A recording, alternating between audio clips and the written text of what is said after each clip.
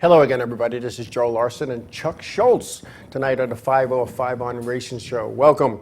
Tonight we're going to talk about Long Island losing another race car driver in illness. We also have a little talk about the ISA 300, which was run here on Long Island this past weekend. Results from the Xfinity Series as well as the Gander Outdoor Truck Series. We'll talk about NASCAR disqualifications and how they come with that. And then we'll just have a regular race chat at the end when we come back. Inravio.com.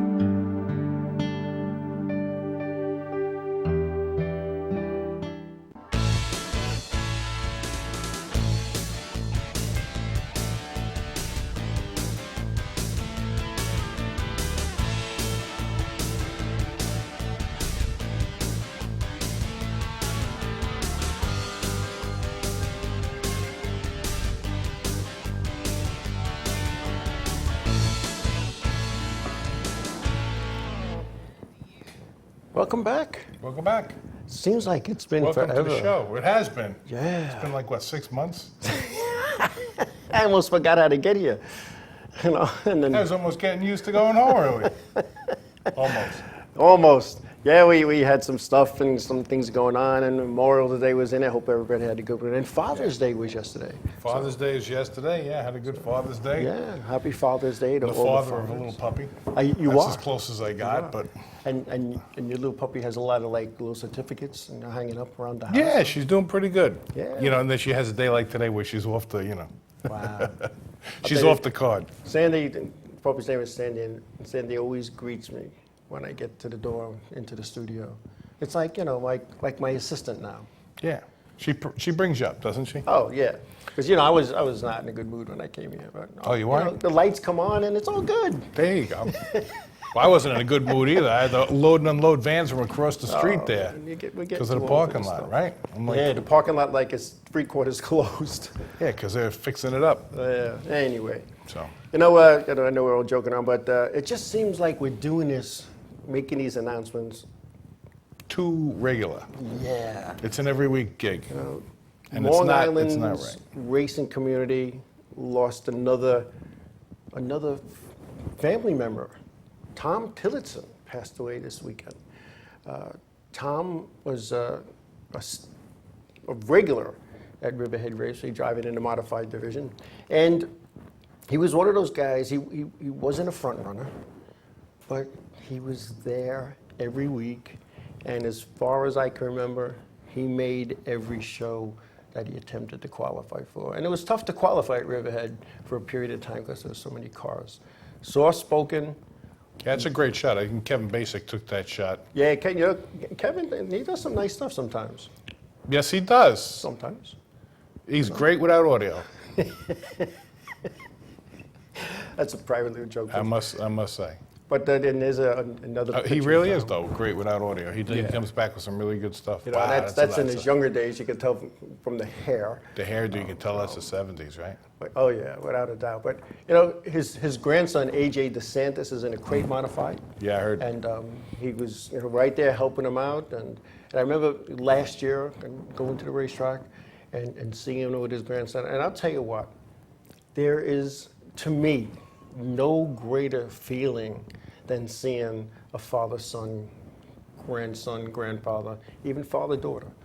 Well, it's definitely a family thing. It's a family sport for sure. It is without a doubt. And I hope there's more of that because it's not seeming like there's a lot of that going on. But yeah, I hope it's definitely a family sport. But that is great. And you know what? It's the look on the guys' faces, you know, when they see the kids doing it, and it's like, you know what I mean? You can't beat that. No, and my introduction to auto racing was through my grandfather. My dad hated racing. It was a waste of time, waste of money, waste of energy. And he was just not into it until he came towards the end of his life, where he said, I missed the boat on this racing thing, and became a fan of Dick Trickle. Okay. Who we talked about last month. And last time we were here. last time we were here. Well, I was introduced to stock car racing at a local track. Besides the infamous worldwide Worldwide of Sports there, Yep. where they would, just cut over to the racing for 5.5 seconds, Yeah. and oh yeah, look at that, okay, and they cut back, Yeah, they'd Wide show World the of start, Sports. then go to like alpine skiing. Yeah, exactly. And the guy, going over the building, breaking his Yeah. leg, that whole gig, The agony of defeat. The agony of defeat, right? You know. And that's showed every week on the TV there. Yes. Yeah. So I read that was my, and I'm I like this car racing stuff. This is pretty good as a kid, Yeah. And then somewhere along the line, I'm not sure how we came to be, but he's like, "Hey, come on, hop in the car. We're going over here," and he took me to Freeport Speedway. Oh, nice. And Which is gone. Which is gone. No longer So here. I caught the bug over there. Yeah. I think he had a friend that raced, so it was nice. And I know my brother had a friend in the fire department over there, and they used to do a thing every 4th of July. With the Okay. racetrack, like most local tracks do. They do something with the local fire departments and stuff, and the fireworks and all that. It was nice. Yeah. And but we had nobody in my family that actually participated in racing. They See, I all did. I was they like all a- wanted to, but Third generation. well, that's It was great. one of those things, but all our fans are talking to us already. I started cold turkey. Did you really? That's it. I knew nothing. I got to tell you how I started. I went to Isis Speedway. I was a kid. It was 1970, 71, 2, 3, sitting in the grandstands with my grandfather. And we always sat in turn 2 because it was the closest seat from the gate because he wanted to get in and get out. And getting it at you. And I said, I want to do this. It looks easy. So there it is. It's 1978, and I buy a car, and I'm all set to go, and I get the cheap, dumb fire suit that probably would burn down with a match. And You're made by Haynes. Said T-shirt generic on it. brand. Said T-shirt on it. Yeah, and here I am. I'm out there. I'm new. I got to start last. And the green flag drops, and I'm like, Wait a minute. Green fag? yeah, I did say that, didn't I? I didn't think you would pick that Green up. flag. The green flag dropped. Not that we have anything wrong with And- green flags. I wasn't good at shifting. I learned how to shift, use a clutch, taking it off the hauler. I didn't know you had to shift and use the clutch. And taking it down was easy. I just put it in neutral, went down and rolled down. But then I had to drive it. So I learned in the pits really how to drive a clutch. Had to drive a clutch. Yeah, so here I am. I'm starting last. I'm starting like 18th. And the green flag goes in 3. And I'm thinking that you go in the start finish line. Meantime, I probably saw 1,000 races and should have known better. But all But right. when you're in the seat and you're, heart's it's a whole pumping, different things thing. are going, it's all different. They all go, and next thing I know, I'm going faster than the speed of light. And I could see the back of the pack down the straightaway. I'm telling you, as fast as the speed of light. Well, next thing I know, it's like lap 3, and Everybody's passing you. the late great Ernie Mena, the late Chris Young, their cars had a distinct sound, and I hear them like coming. I'm getting move over. Well, I'm they racing pass here. by. Why am I moving over? Yeah, I move over. The whole field goes by me like I stopped at a toll plaza. Next thing I know, 3 laps later, same thing. Well, that heat race, I was 3 laps down, but I was going faster than the speed of light. Never forget that. Oh, that's it. Yeah, I started out with the Enduros back in the day, and I don't know if I really made more than 10 laps before I crashed the thing. Oh, really? Because it's a demolition derby anyway. You got 120 Yeah, back cars then. on there. What do you got? Yeah. So I did a handful of Enduros, but I remember the first, I thought real time, I said, I want to do this, but I don't want to do this with 120 cars. Right. So I figured, let me buy a car. So I bought a Charger car, and I figured, I'm going to buy a good one. So I bought the one that was a track championship car from the year before. Yep. Right? So I go to Ronnie Langdon, and I said, all right, let me, I said, would you take payments? He's like, okay. So I gave him a couple of bucks. He gave me the car. I take the car to the track for the warm-ups, and I went out a couple of times. And this is when they repaved the track and decided they were going with 8-inch tires. So I'm still running on 7-inch tires because that's what he gave me. Yeah. So I'm out there doing the practice, just, driving around, probably not doing anything. Everybody's passing me. I'm like, wow, these guys are fast, So I come back in, and I did the 2 warm-up things.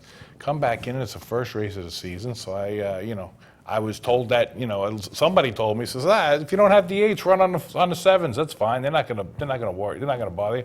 I'm in the, in the chute to go out, and the guy comes over and says, what is this? Yeah. I says, that's what I got. That's all I got. I said, you can't run on these.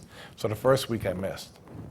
So I saved up my money, and people gave me a couple bucks. I bought 1 set of rims and 1 set of tires. It was all I could afford, right?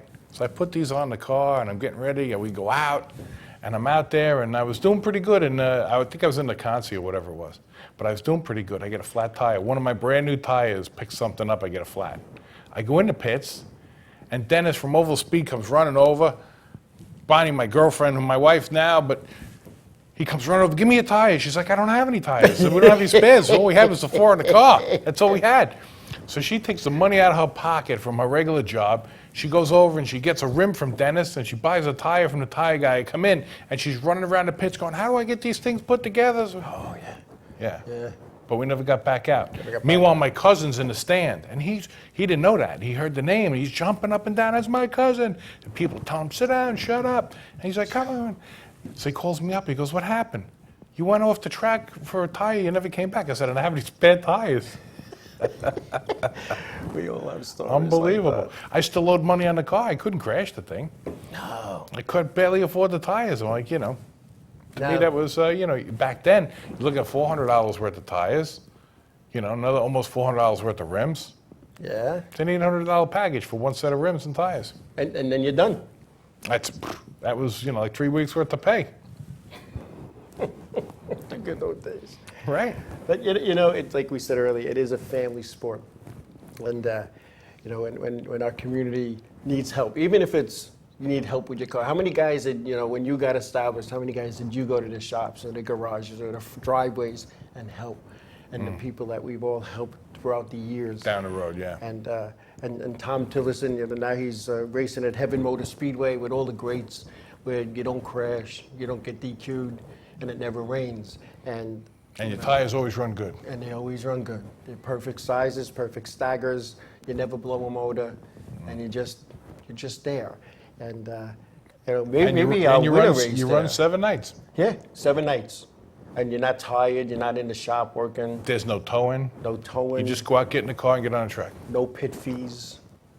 That's the best part. No pit fees. No pit fees. Yeah, there's probably no money, right? Yeah. In heaven, there's no money in heaven. There's no money in heaven. There's no currency. Everything's perfect. Did they call them heavenly dollars? Yes. Who invented this thing that we have to work to get this piece of paper to buy things? We did. Yeah, we did, exactly. I mean, back in the day, we didn't work for money. No. We went out, we caught whatever we had to eat for dinner, and that was it. Yeah, it was all barter. But then all of a sudden, the wife said, I want a cell phone. Now you got to go out and get money for the cell phone and the SUV, right? Yeah. Before that, you just get on a horse, you run to town, grab some. You give the guy a pelt from some fox you got, and Exactly. he gives you a couple of things of beans so you can plant them. You're good to go. Hey, what about that ISO 300, man? Unreal, right? They had a nice field of cars. It was a good race. There was some awards given out. The Hard Charger Award in memory of Sonny Donseski, the track welder who passed saw that. away in the off-season, was won by Eric Goodale. And John Beatty got the Fast Time Award for second fast time. And Kyle Soper took down the win in that drive from Wayne Anderson. And I'll tell you, my hat's off to Eddie and Connie Partridge and Tom Gatz for bringing the ISA 300 to Riverhead Raceway. That was like an all-star event at ISA Speedway years ago, and the greats from all over came to that event. And I know the first one was a little weak with car count, and the second one's a little bit better. Guys like Ryan Preece are trying to run this race now, and he's a cup driver. They came down, it's an off weekend. He came into Long Island, into New York to That's compete. key. The key is Big. to have it on an off weekend. Exactly. So I'll tell you what, they're doing something right out there, because that race is bigger and bigger. There was a nice crowd, and it's just one of those things that it reminds you of the old days. And Eddie's an old modified guy from way back when, working with Charlie Jazombach, the late Charlie Jazombach, and to bring that race back to Long Island and the prestige of it is just incredible. It's incredible. And unfortunately, I couldn't make it. I had family plans, and it's funny how family plans at this age kind of get in the way of some of the racing stuff. Yeah. But it was all good, and one of these days I'll get out to the 300. One of these days, it'll be nice. Yeah, I nice haven't day. seen one. Yeah, I think the last couple of years we always meant to get out there, and for some reason we got sidetracked. It's and I know I'm saying it's a couple of times, but when you look at what's going on in racing across our region, even at the short tracks, it took a little bump some of the tracks shut down. Tracks are having issues with the London Waterford Speed Bowl. Is it opening? Is it not opening? What's going on? We're here in there? July now. Exactly. They've got some issues with the town. They got to square away, but we're here in July, so Yeah, we're in July. I'm not sure what's happening up there. They got a lot going on. It is, so. But yeah, I mean, all those other things, that's not helping it. You know what I mean? No. So it's tough. It's is not an easy business, and it's tough in a perfect world. It's like racing. It's a labor of love. It's not something you go into to make money. It's something you go into because you wanna. Right. You know, and how long can you really do a business before the accountant looks at you sideways and says, "Come on, Right. what are you doing here?" And if the accountant ain't looking at you sideways, the man from the Revenue Service, the IRS. Well, that's because he knows what's coming. You know. Exactly. So, anyway, we're going to take a break. When we come back, we'll have the results out of Iowa, where they ran the Xfinity Series and the Gander Outdoor Truck Series as well, when we come back.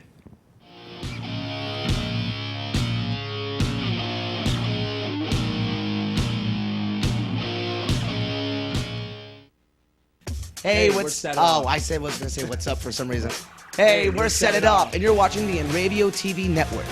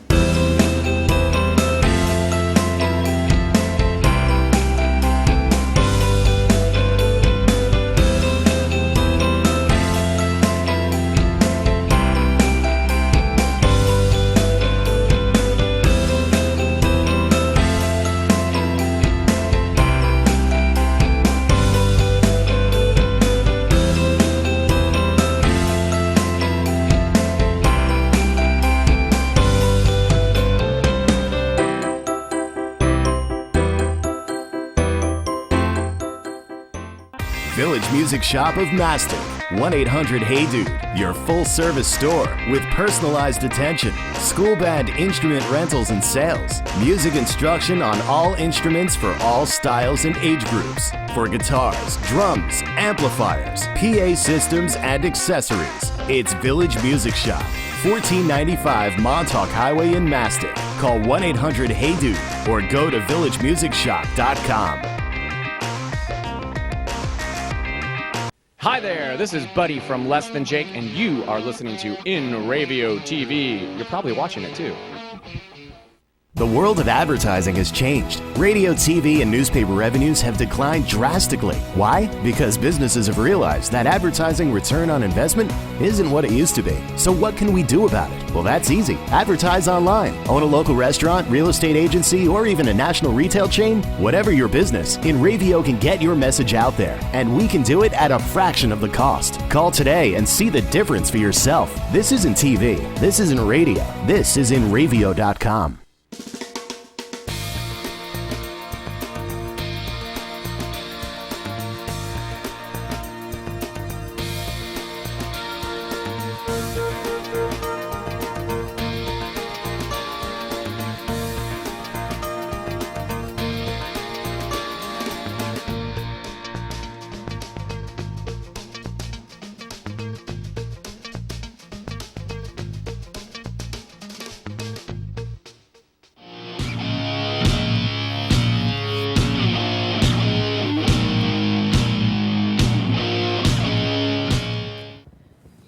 Welcome back. Yep. Now, one quick thing, just so you know, we have tickets that are up for grabs.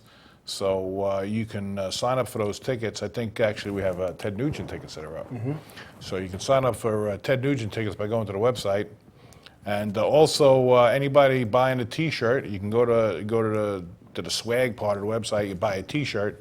50% of the proceeds are going to Marty Himes at the museum. So. Marty Himes.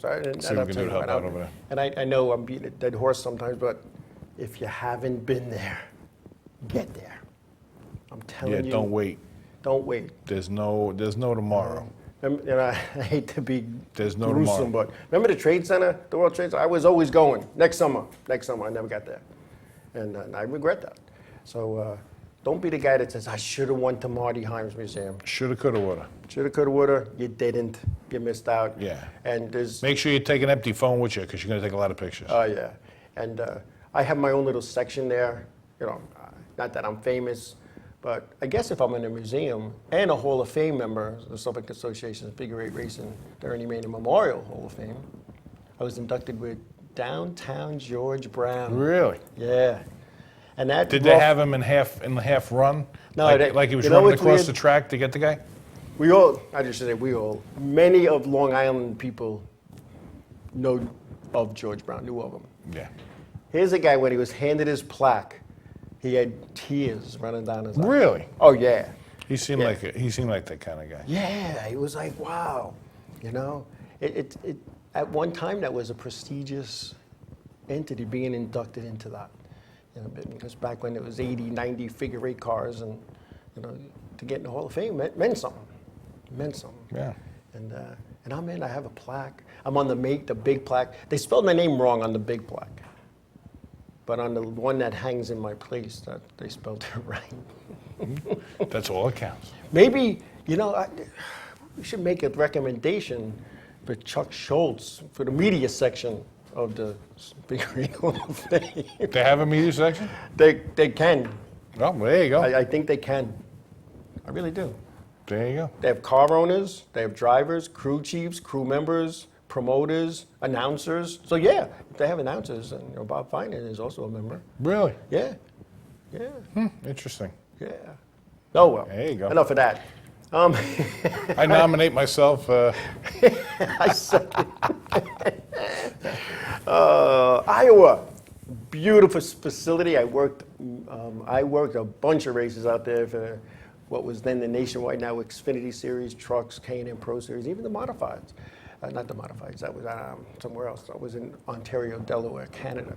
But beautiful facility. The trucks were there. And ended up racing, I believe, Sunday due to weather issues. We have the results for that event. It's been a hard weather weekend. They're coming up. The trucks, that's a perfect track for the trucks. Perfect track. And we got Brett Moffitt, and we'll talk about how Brett got that win. Was the winner there. Ben Rhodes was second, Harrison Burton third, Grant Enfinger was fourth, followed by Stuart Friesen in fifth, Sheldon Creed was sixth, Matt Crafton was seventh, Chandler Smith eighth, Raphael Dessard ninth, and rounding out the top 10, Todd Gilliland at Iowa. Now, here's how Brett Moffitt won that event. Ross Chasen, who's been beating up the Truck Series all season long, was dominating the race, leading the final 141 laps of a 200-lap event. Post-race inspection found the truck to be ruled too low. In fact, in the words of NASCAR, extremely low. Brett Moffitt was then declared the winner, and of course, Nice Racing, the owner of Chasen's truck, will appeal the decision. The last time NASCAR DQ'd a driver from a win was in 1960, when Emmanuel Zerkerkerus, Let's see. Zervakis. There you go, Zervakis. There you go. And you wrote that. I did. They took his win away at Wilson Speedway in North Carolina due to an extremely oversized gas tank. Yeah, but that was probably for the still. Because yeah, exactly. But because they were supposed to be stock, so if that car that you raced, because basically what they did is took them out of the showroom and put safety stuff on them. If that car stock had an 18-gallon gas tank, that's what you had to have. You couldn't take a big Buick's gas tank and put it in yours. You had to run what was stock, and he figured. So you get the car with the biggest gas tank. Exactly. You don't have to stop for fuel. That saves a lot of time right there, doesn't it? Yeah. So in the next 15 minutes, last quarter hour, we're going to talk about NASCAR DQs and how they work. The Xfinity Series was also there, and they too put on a nice race there. And I tell you what, I don't think they should be following the Cup Series because two things happen. One, it keeps the Cup guys out of the race. That's good. And they're racing on tracks that they should be on because it's like the Cup Series is Major League, and now, I don't want to call it minor league, but it's a lesser series, supposedly. Yeah, it's what Just it my should be, opinion. yeah. Not that my It's the opinion. step-up series, and before you get to the bigger tracks, you should be Exactly. racing on the small ones. You know, like the old Busch Series. Yeah, the old Busch series, I was just going to say, because it's all about the experience. And if you can do it on the smaller tracks, then the next step up is to get to the, the big tracks, right? Yeah. So I agree. The Xfinity Series was there, and that looks kind of like this. Christopher Bell was the winner there, followed by Cole Custer. Justin Allgaier was third. Harrison Burton fourth. Zane Smith was fifth. Noah Gragson was sixth. Chase Briscoe seventh. John Hunter Nemechek was eighth. Michael Annett was ninth, and Austin Cedric rounding out the top 10 in Iowa. Interesting scheduling. That the Cup Series is off Father's Day, but the other series still have to go all the way out to Iowa. Yeah, they should have all been out. You know, That's like Mother's Day, they roll off. yeah, That should be a thing. yeah. Mother's Day were off because, you know, if they were racing Mother's Day weekend, there'd be a lot of fathers that would be in. There'd be a lot of mothers out there that would be very upset. Oh yeah, without a doubt. It's the scheduling is tough. I know Roger Penske has been petitioning NASCAR to go to a shorter schedule, doubleheader weekends. Because it is a long season. You know, they start Daytona with all the practice and the nonsense with qualifying and 6 days of The pomp and circumstance. and Which is a big deal. That's hard to recover just from that to get to the next race, to be honest. you know, and, There's a lot going on there. yeah, and you do that. You know, you start in February and then they run right to the week or two before Thanksgiving. And they pretty much get ready as soon as they're Pretty done. much. They're getting ready for Daytona. Yeah, it would save the teams a lot of money if they didn't run a 36-week schedule over 40 weeks. It would save a lot of money. And, you know, with this charter system, it didn't do what it was intended to do because now what's happening is only the charter teams are showing up to race. And that's not what was intended. That's not to what you happen. want. You're getting no new guys, no No ropes new in there, guys. no guys who got, You know, they went from 43 starters to 30 to 40, and some races they're only getting 37 to 38. no Cole Trickle who's got the car in the barn, massaging it. Yeah. You're going to run good. Yeah, you gotta run good. Talk to me. What are you going Talk to to do? me. That's None not of what I that. wanted. That's not what I wanted to hear. None of those. Yeah. Tell me something I want to hear. It's not something you want to do. You know, it's hard. I mean, for a startup team, I mean, it's a lot of money to come up there. I mean, we talked about it. It's like almost, it's $1 million a weekend on some of these tracks. Yeah. That's a it's lot- not that's a good. lot of money. It's not good. And when you look at those things, what it costs to go racing, you know, everybody thinks, you know, that you're making money. And you're not, even at that level, because it's all relative. The cost in the Cup level is a lot. So, you know, maybe you might break even if you're the champion. And that's the team. You know, here we are, we're a team, and we have a race car, and we got to chase points to get more money into the point fund and year-end bonus, but is it spending good money after bad? You know, at one point you got to make a business decision, and this isn't happening. You know, and even though the schedule, you look at the schedule, and they go out west for their 3 shows out there, and then come back, but it's go out there, come back, go out there, come back. Back in the 60s and 70s, They'd go out there and they wouldn't come back. Exactly.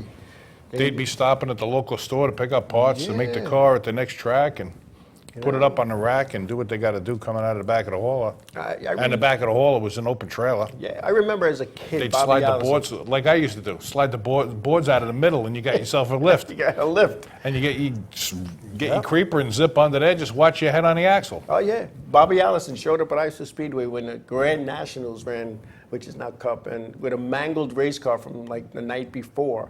And the first thing he asked Bob O'Rourke was, "Where's the nearest junkyard? I need parts." And he worked all night putting that thing back together. You don't see that today.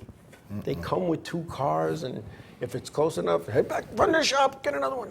You know. Yeah. And these things aren't. They just cheap. call out the shop and say, "Bring another one." Yeah. Slap it in the back of a U-Haul truck and they Yeah. run away. and let's be on our way. We blew a motor in practice. Let's get another one. I'm like, these motors are like $100,000. Go get another one. When I had a Different story. a personal tour of Jack Roush's shop in Concord, and I saw all these motors on engine stands, and it was like they were lined up perfect, like little soldiers, like chess pieces. Like March of the Wooden Soldiers? Yeah, and they all had like stuff. I wasn't allowed to read what was on the tags, and they kept me at a distance, so I couldn't. But everything else, I was like, right there, touching and feeling. And I was like in amazement, and rear end housings for different racetracks and noses for different racetracks. And it was like, as long as it fits the template, but there were subtle changes, Yeah. And back then, the template went down the middle, so who cared what was on the sides? Now that whole big thing all Comes right comes over down the with front. lasers and, Yeah, I mean, it's a racing business. There's no doubt about that. And we talked about it. One of the hard parts, which is, I even see that in some of the people that I know that have gone up to get to the bigger level. They don't realize that it's really not all about racing. Right. They honestly, it's like you gotta make sure you put the horse before the cart.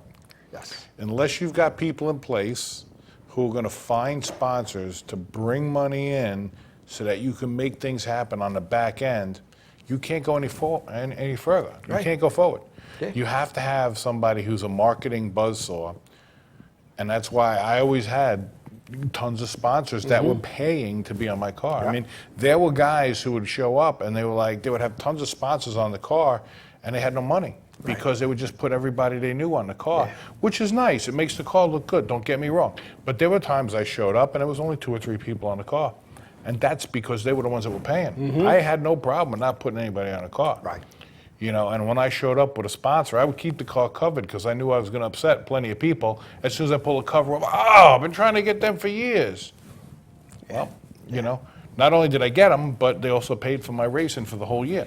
You have to have that. Yes. Unless you're going to foot the bill yourself as a sport for fun, then you have to have that before you can go forward, and before you can even press the button and start the car, before you can even buy tires and put them on the car, and even consider going to the track and running the thing. Right. There was a guy I drove for that we both know who shall remain nameless. He was good at getting a sponsor for that 1 week. We never got a second week. But it wasn't continuous. And he got this big construction company to sponsor him, sponsor me. I was driving for him. And what he did is he led them to believe he had a say at where he worked for contracts going out. Oh, for that's not good. Sidewalks and curbs in a particular village on Long Island. When they didn't get the job, They were upset. yeah, it took a lot of phone calls and a lot of chips being cashed in from friends in high places to protect me from getting whatever through guilt by association and him from ending up in the Meadowlands. I'm like, you can't make a promise like You that. can't make promises. The only promise you can make is I can put your name on the side of that car, and I can get that car to the track every week. Right. And you better make sure you get to track every week. Oh, yeah. And if he's going to give you flyers to hand out at the end of the races, when the people come Hand 'em into the out. pits, you hand them out. Flyers. Hand 'em out. Whereas we used to get from the radio stations, we used to get bumper stickers. Right. And it was like giving out plastic plague. Yes. You'd hand it out, and people would walk around you in a circle because they don't want to touch. It's just a bumper sticker. It's not going to hurt you. Take it. Take it. And they would like. And you did that thing with the old Polaroid. Took the We pictures did that of with the the car, we did signed everything pictures. we could. Everything we could, and it was more of, I'll tell you what, there was probably, on overall, it was probably a good 60-70% marketing, and the rest was racing. Right. Yeah. Because that's what it's got to be. Unless you put gas in that car, you're not going to be able to start the car. Right. And that's the first step. You got to get the money in. Exactly. Unless you're ready to foot the bill yourself. And if you're running. And money is speed. Oh yeah. How fast can you afford to go? When I went That's to what buy it my boils down to. first built motor, the engine builder said to me, "How fast do you want to go?" That's it. So I said, what do you mean? I want to go fast. Well, this guy's motor, you're going to have to spend this much to go his speed. This guy's motor, you're going to have to spend. Wait a minute, doesn't everybody have this? You follow the rule book. No. No, my second year out, we freshened the motor ourselves because my crew chief figured he could make that happen. So we went out and we bought the parts and he freshened it up. Because I didn't really know there was such a thing as freshening up the motor until it was kind of too late. And it was like, oh, you really need to freshen the motor up. What does freshen up mean? You know, when I tell you I was new, I knew nothing. And so, of course, by the time I called people, they're like, oh, we can't have that to you probably till maybe July or August. Like, race season's over by then. So we couldn't get it done, so we had to do it ourselves. So the car ran really good, you know, the couple of races we did until it blew, you know. And then I had to go to, you know, Jack Merkel at the time, and he made me a motor, and I made payments on that motor. Yeah, we've all been there. You know? We've all been there. I think I walked in with an oil pan that had a hole in it, which was the only thing I thought we could save. And he's like, well, that's a good oil pan, but I can get you a better one. Buy you some horsepower. I'm like, okay, get me the new one. New one. You know? So I wound up, I think I still got the oil pan on the shelf somewhere. But that's about all I could save. It's the things that we learn, you know, along the way. I knew nothing. I knew how to change a tire, period, the end. And I might be able to, like, adjust a shock or a spring at this point. Other than that, if the car don't start, I got to call somebody, you know. So I remember going to one of my first engine builders, not the one that wanted me to spend more than George Brown and Tommy Kraft, but another engine builder who said to me, all right, listen, I could sell you these pistons for XYZ, but if you go to this place, they have the pistons that you need and you get them. So I need a set of pistons for this motor, blah, blah, blah. So the guy gives me a box of pistons. Went to Autobahn? Nah, I went to Federal Mogul. Okay. Remember them? I remember. So I bring the pistons back, and the guy puts them on a scale like he's measuring weed. They got to be balanced. Yeah. All right, well, these three are good, these three are no good. But Right. they're brand new. How did I know they got to go weigh back and get within another set. grams? Oh yeah. Within grams. I Well, was like, because are you kidding me? vibration in the motor. Yeah, You lose horsepower. I had no clue. No clue. Well, see, I'll tell you what, not the best race car driver in the world. But I got to tell you that I can set up a race car pretty good. I'm very proud of myself. Probably not the best, setup man in the world, but from where I started to where I wound up, I'm proud of myself that I got that far. Unbelievable what I learned. You know, and the testament is that I got some guys who went down to North Carolina and they're working for Cup teams and they won the Daytona 500 and they worked with me and I kind of showed them the ropes. And hey, great. See, I awesome. went backwards from where I started. Good for them, bad for me because I had no crew after a while. I went backwards from where I started, you know, like driving and maybe making a show once in a while, to being peeled off the wall with a putty knife. Yeah, that's not a good thing. No, I went backwards. But, you know. Well, the last couple of years I raced, I did get some air. Oh, yeah, you did. I was up pretty high a couple of times. When the flag stand guy jumped off the flag stand at Riverhead, I knew I was up pretty high. I only had that happen once. And and that was the first time I realized that, well, once you get air, you got to replace almost everything in the car. Pretty much. Because you pretty much bent everything when you came down on track. I remember going up and seeing the sky, and then it was like slow motion. Coming down? And then the nose dipped real quick, and I remember just putting my hands inside the belt and saying, this is going to hurt. And I heard everything coming through the sheet metal, the shocks, the springs, all the mounts thing. Yeah, threw that car away. I didn't have that kind of time. Yeah. It was quick. Maybe my brain was just protecting me, you know. I know. I It was slow remember. motion. I remember going up, and I remember getting like sideways, and I'm like, "Don't flip," because I was concerned about scratching the roof. Oh, the things. We have different priorities. Well, I'm the guy who did the bodies on the car, so I'm thinking, you know. Anyway, we're going to take a break. When we come back, we're going to talk about NASCAR tech and DQs and what's going on lately in NASCAR when we come back.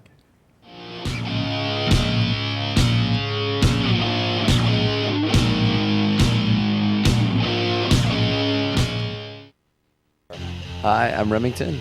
I'm Emerson. And I'm Sebastian. We're Palais Royale, and you're watching Inravio TV. There we go. The world of advertising has changed. Radio, TV, and newspaper revenues have declined drastically. Why? Because businesses have realized that advertising return on investment isn't what it used to be. So what can we do about it? Well, that's easy. Advertise online. Own a local restaurant, real estate agency, or even a national retail chain? Whatever your business, Inravio can get your message out there, and we can do it at a fraction of the cost. Call today and see the difference for yourself. This isn't TV. This isn't radio. This is Inravio.com. Hey, this is Chris Les Jake, and if Inravio.com spots you at an event wearing this bracelet, they will give you $100.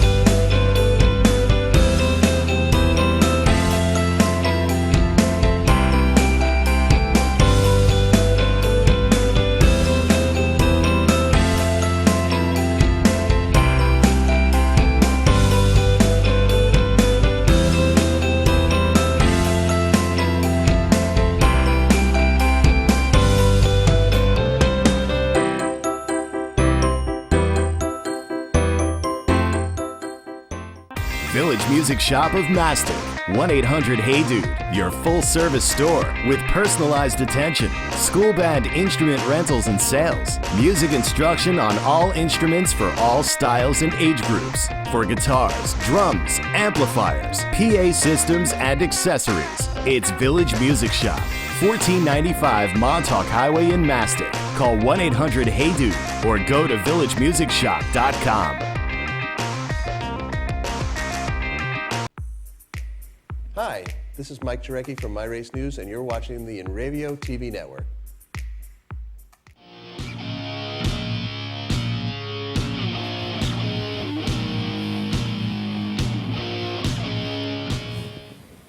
Welcome back. Yeah, we have nice discussions when we're on break. You know, like whatever happened to the Iraq series? Gone. Nobody has the money they once had. Corporations even. When they changed how you could write stuff off, I think a lot of that changed. Yeah, well, I mean, like you said, sponsorship, it's all about that, really. And I guess really how many people are watching it? I mean, you know, you watch the IROC series. Was it impressive? Was it interesting? You had drivers from every series, you know, the top drivers. Yeah. You know, Mark Martin, Dale Earnhardt. You had the IndyCar guys were in there. You had the road course guys were in there, and that's how some of the road course guys started to get their feet wet and said, "Hey, I can do this whole circle roundy round thing." Yeah. You know, but whatever happened to all those cars? What did they do with them? Sell them to a Saturday night guy? What do you do? And then to top it all off, it wasn't interesting unless they got together, you know, 3, 4, 5, you know, and they would do the whole, you know, shuffle back and forth thing with the aerodynamics and all of that. Yeah. That was it. That's all they could do. That's all they could do. And the idea was that the cars are perfectly matched. We're going to see the drivers. Right. You know, the skill of the drivers is going to come through. It just goes to show you that I guess they're skilled. They have some tricks up their sleeve. But once everybody gets your number, what else you got? Nah, you got none. Got nothing. I mean, how many Jimmy Murrays come out and win the first time they're out? You know, the Coca-Cola 600 or whatever it was he won that time. No. You know what I mean? It was like, who is this kid, you know? Really? Yeah. It's a whole different world. And even, you know, back in the days, and again, I'm saying, you know, back in my day, you know, it wasn't the guy whose daddy had the biggest checkbook. It was the guy who performed the best. I'm sure there's a lot of young guys, men and women, at their local short tracks or intermediate series who could compete in the top 3 series, but they don't have daddy with a big paycheck or a big checkbook or a big corporation pushing them through. Well, you know, not for nothing, but the rules, I think, have gotten to a point where there's not a lot of gray area anymore. No. It's hard to read between the lines. And, you know, back, you know, again in the day, people read between the lines, the gray areas there, and they were like, Yeah. okay, we could do this, we could do Yeah. that, we could do this. Because how many races ended with how many cars, how many laps down? And they were lapping how many cars Yep. in every division. Yeah. But now you go out and you buy a Troyer modified, you slap in this motor, this is what you're running, and what do they do? What do the tour mods do? They follow each other around the track. Follow each other around. Yep. Unless they bump somebody and the guy moves out of their way, what are they going to do to get around them? No, it's hard. It's hard to pass. And when you're on a modified on these shorter tracks, the Riverheads, the Monadnocks, it's a whole different attitude to racing because you can't pass clean. You got to bump and grind. And you go to a Stafford or a Thompson, New Hampshire, Bristol. You get that momentum. You can pass down the inside. You can go on the outside. It's a whole different mentality to racing. It's a bigger track. There's a little more aerodynamics. There's a little more technique involved in that. I was watching a video, an in-car camera, from a race up at the New Hampshire Motor Speedway, and the guy was running all by himself, and you could see his seatbelt, the adjusters flapping, and you could hear the wind blowing, and he got right behind somebody. Nothing. The flaps weren't going. Aerodynamics. You heard just the motor. I was like, that must be pretty cool. That must be pretty cool. It's nothing I'll ever get the opportunity to feel. As much as I'd like to. In a way, it might be a good thing. It might be. Everything happens for a reason, I kid. guess. But and I got to play a little bit. I played with TQs at Wall, and every once in a while at the local place, not for a couple of years, but hop into somebody's car and go do some laps. And I'm just glad I haven't torn anything up yet. I had my 75 Nova, up to 150 miles an hour on the tri-oval of Pocono. Nice. With the old Camaro bumper up in the front. Oh, and yeah. The open grill with the hood that went and buckled up because there was so much air under it. And then I felt the Nova jumping like this. And I was like, time to slow down. Okay, time to lift a little bit. Not all the once. Going into turn one, just nice and easy. Everything we're doing is nice and easy. Yeah. Anyway, so, it seems like the last few races, NASCAR no longer is just finding crew chiefs and teams and to make a donation to the France Family Retirement Fund. Just this weekend, a guy got DQ'd in the trucks. Johnny Sauter got, for aggressive driving. In fact, Johnny Sauter was parked by NASCAR on Sunday's truck race in Iowa after he retaliated and slammed Hill into the wall, Austin Hill into the wall. And it's funny that NASCAR PR said that Johnny Sauter retaliated. So obviously they saw what Austin Hill did to Johnny Sauter. In the first place. Why didn't they do something about that? Why didn't they black flag and we'll park them for a lap? Exactly. Send them down pit road. I wonder about these things, but now the DQs have to happen. And one of the things Big Bill France said, he didn't want that. What he wanted was this. If the guy takes the checker flag, he goes in victory lane, he kisses the trophy girl, gets his champagne, he sprays on everybody, and the fans all go home, he doesn't want them reading in the paper tomorrow that the second place Something's different, yeah. And he penalized, he took the points away, he fined them, not the big dollars of today, but they were fined. And so that's continued forever. All of a sudden, they take a guy who wins a race. You're too low. Next. And you know what? That sends a message. Because these teams, the Jack Roushers, the Joe Gibbs, Hendrick, guys like that, how much is the fine? They just pay it. They pull it out of their pocket. Yeah. It's easy. Yeah. Even I'm telling you, I fined a guy at Riverhead once. It was in 1999 or 2000 for a lot of reasons, but basically because the guy touched me in an aggressive way and in my office flipped my desk upside down, ripped my shelves off the wall, and knocked all my pictures off the wall. Now his car owner comes in. I didn't know we're going to be in trouble, so I need to know what the penalty's going to be. I don't know.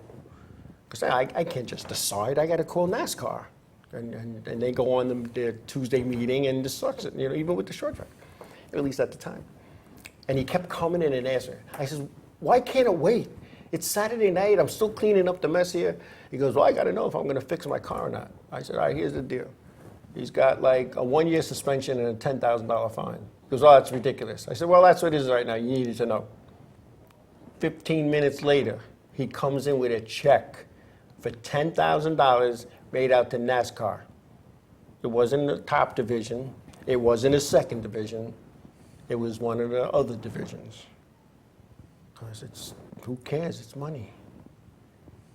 I'm like, you got to be kidding me. You got to be kidding me. Oh, did I tell you NASCAR? That's should be made out to Chuck Schultz. Yeah.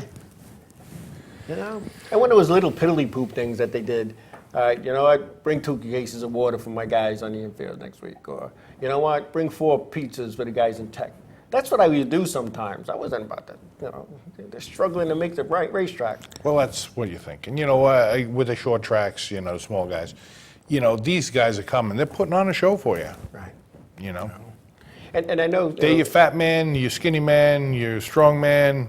Right. You know, these are the people that are putting on your show, and you have to kind of take care of them. Exactly. You know, of course, you don't want them to go, you know, over the top and start ripping the place apart, you know, willy-nilly, but, you know.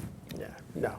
It's just one of those things, and they really have to start cracking it. Forget the fines, and you know, we find that crew chief $50,000. What are these crew chiefs making that they could just go, okay, here's a check for $50,000? Probably they don't even pay it. Probably. It's like a driver at UPS when they get a ticket. Company pays. I mean, really, when you think about it, come on. Right. Yeah. You know, Probably Roush, just gets whoever it turned is, in. Roush pays it, whoever it may be, Yeah. they pay it, and they take it off their books at the end of the year. Yeah, you're right. You know, it's a place on your taxes for fines and all the rest of that stuff. It's true. Come on. Well, you deduct it from your tax at the end You know, of the year. I got my share of fines from NASCAR, and I didn't. I got a couple. I was a clean guy. I was nice. I was too, I thought. There was one night they came over to me, the whole of, they called them event staff back then. So event staff comes over to me. I'm not even out of the car yet. I'm drinking the water, I'm pouring on my head. And they go, you need to get out of the car. I said, what are you guys, cops, step out of the car? No, we have to escort you to the gate and take your wristband. I'm not going nowhere. So, you know, me and my dumb, arrogant self said, there ain't enough people here to take me. Oh, that old guy. I've said that before. Yeah. Some You more guys got to people get more came, people. Yeah. You know, family members saying, just go. You know, so I had a piece of paper in my pocket in my fire suit. It had that little zipper, little thing, you know, like under your name where it said Joe. Yeah. You know? And it was just an index card with my sponsor names on it, in case I won. So you wouldn't forget? Yeah, and it was kind of worn out, of course. Because it's been in there for 25 years? Yeah, exactly. So I says, all right, one of you guys have to sign this that you're going to be responsible for my equipment while I'm out in the parking lot, because I can't leave my equipment here and I can't get out with the races going on. They all looked at each other, and then they went to the head official and told him I said that. So I was told to stay in my truck until the night was over, which I did. I just went in the stands and watched the races. Yeah, that always gets them. That's a good one. Yeah, you know. But yeah, I was asked to leave more than once. More than once. Yeah. Even recently, a couple of years ago. Really?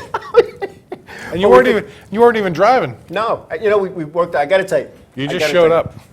I was at Riverhead, and something went on between 2 drivers, and I was with the driver, so it was guilt by association. But what happened was, now I'm not 6'2", but I'm a solid 5'11", and I'm a solid 195, and somebody like 5'1", 90 pounds, tried to jump over me to get to the driver that I was walking behind.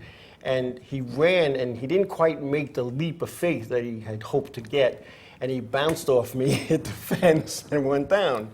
So the people at the racetrack, in their eyes, Said you pushed him. I pushed them. But there was 2 of the guys from the old regime who, you know, knew me as, you know, I shouldn't be there to begin with. But the one guy was, you know, he's brand new.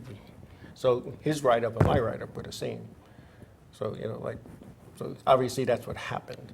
And they have, and, you know, the owners and the officials, they have to go by what they're told. So if you know, Gagos Paisano said Joe did X, Y, Z, they got to listen to him. That's what they pay him to do. Yeah. you know.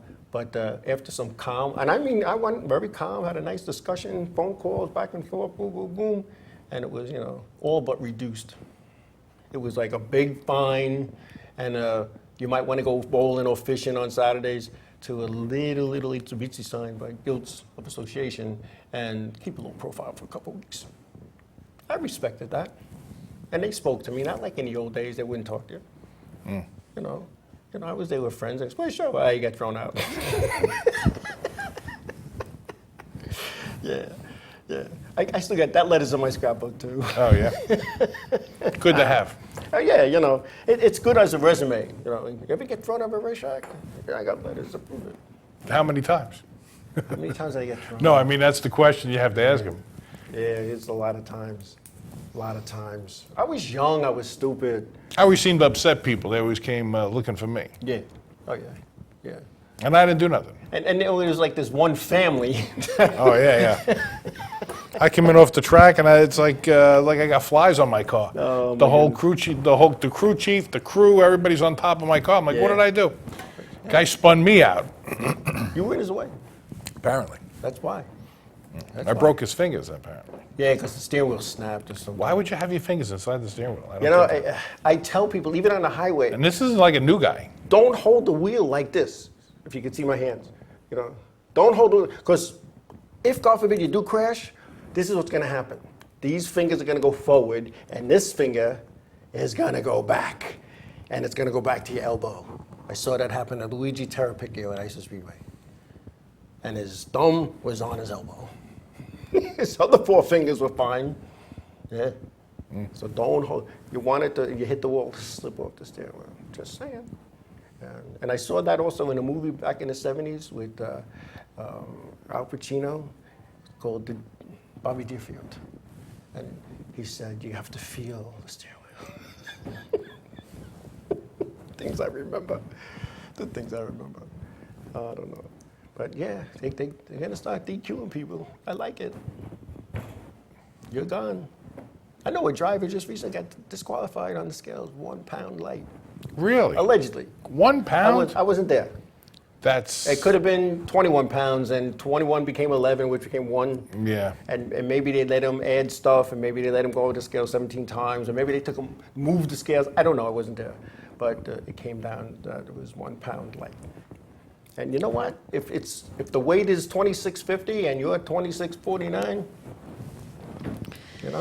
That's why you need the water bottle filled with cement. Oh, did I say that on TV? We gotta. Crew chief walks over, swaps out the water bottles. That is what we did. In EKRA, when Jessica was winning all of that stuff in the junior sportsman champ, she broke a wrist and she couldn't race. But the rules allowed you to have a sub driver for 2 weeks.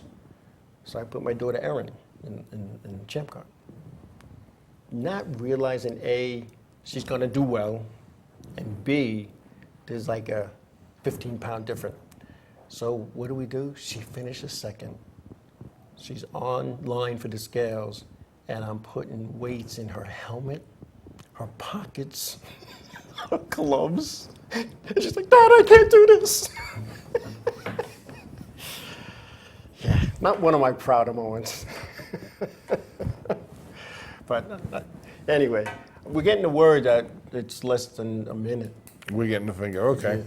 So I want to thank everybody for being a part of our show tonight. Yeah. We saw we had some fun, so I guess racing always continues fun. this week again. When the lights come on, it's all smiles. That's it. It's all smiles. But thanks a lot again, everybody. We'll be back next week for sure. The July 4th weekend, I won't be here. I'm not sure how July 4th falls, but I'll be in Daytona for the... Yeah, I think July 4th we're going to be off. So Yeah, so we're gonna be off. I think studio's going that's to a be, Monday, so show's going to be off, yeah. I'll be in Daytona. I've never gone to that race, and I think it'll be a good time. It'll be a good time. So we'll take some pictures, take some video, bring it back for the week after. This is Joe on pit road. Like in Dover. The hell was that? I should put the sound in later. Oh, like Bruce Lee. Oh. Anyway, a lot of people in Facebook Live, thank you. Thank you. Thank you very much, and for the comments, and it's good to see everybody, and of course, We hope you had some fun. Tell your friends. fun. Tell your sponsors. We can use some money. here we are. It's always a good thing. If there's anything you need from us, let us know. Absolutely. And if there's anything we need to hear from you, we'll let you know. Good night, everybody. See you next Good week. night. Have a safe week.